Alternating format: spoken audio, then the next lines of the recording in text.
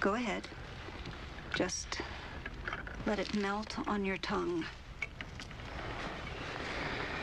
Hi there, this is Dr. Sultan. I'm a private tutor with over 7 years of experience teaching A-level chemistry, biology, and maths.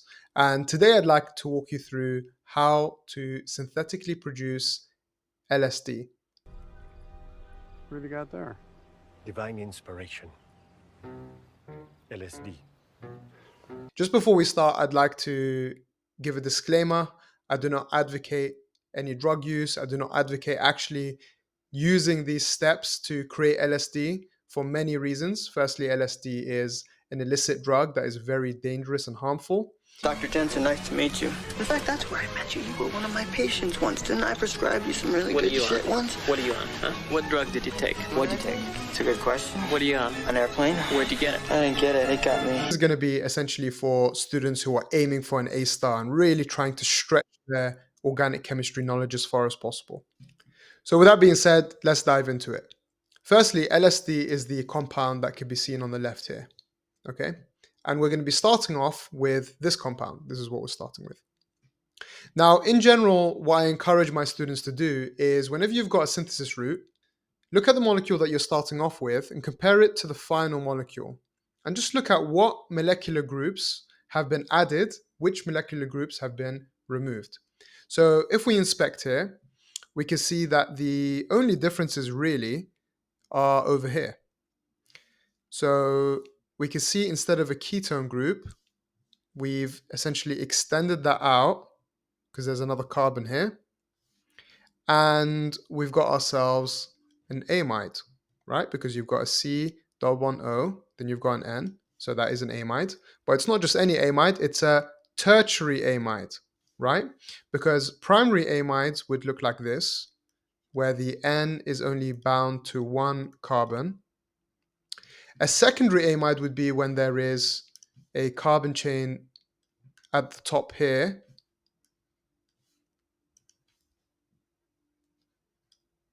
And then a tertiary amide would be if there are 3 carbon chains joined to the N.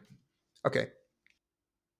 So what I want you to do is I want you to have a bit of a think about broadly what you're going to do to firstly remove this ketone, extend the carbon chain, and then convert this into a tertiary amide.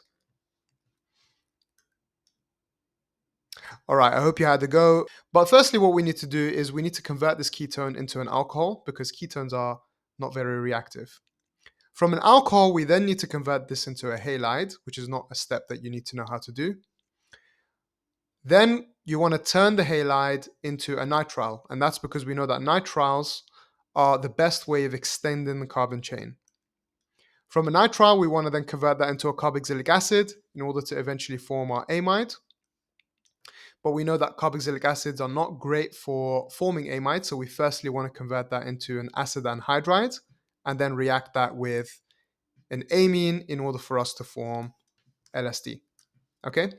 So now that we have the broad plan in place, what we're going to do is we're going to be diving into each of the steps, talking about the reagents and conditions that are required. Okay?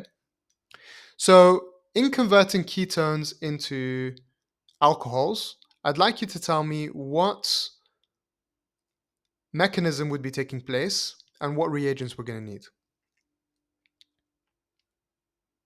Yeah, so what we're going to need here is we're going to need to use NABH4. And the name of this mechanism is nucleophilic addition. Okay? So what I'm going to do is I'm just going to simplify things and draw out how they work. So I'm just going to assume that these are R groups here. And what would be happening is your NABH4 as well as a dilute acid would be coming together.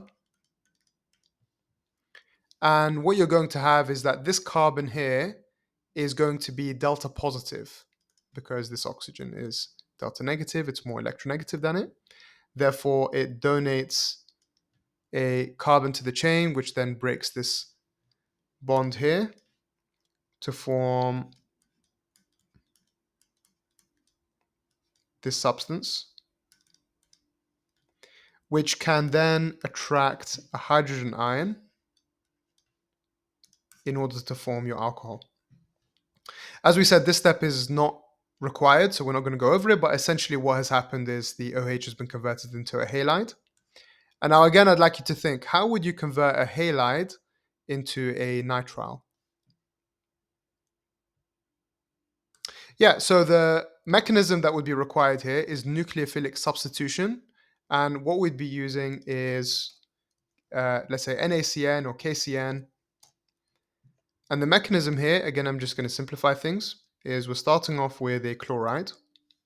And what we're going to need is, as we said, ethanolic NaCN, which is going to contribute the cyanide.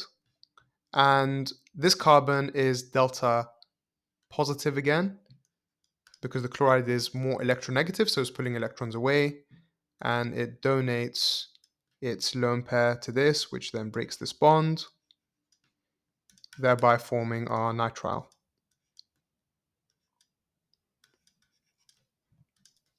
Okay, so now we've got our nitrile. What reagents do I need to then convert that into a carboxylic acid?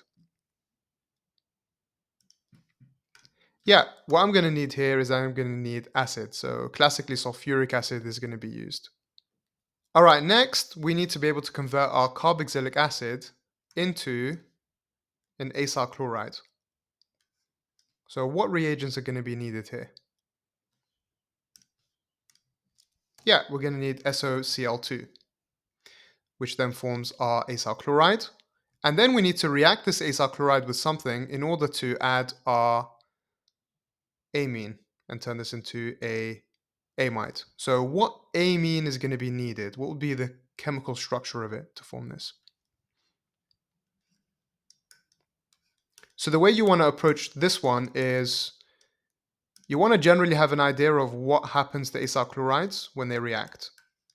And that is that the chloride leaves and reacts with a hydrogen.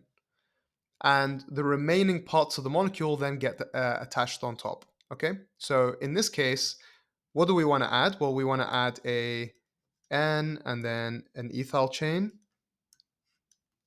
So knowing that the chloride needs to react with a hydrogen, what I'm going to do is I'm going to cleave this off and I'm going to add a hydrogen.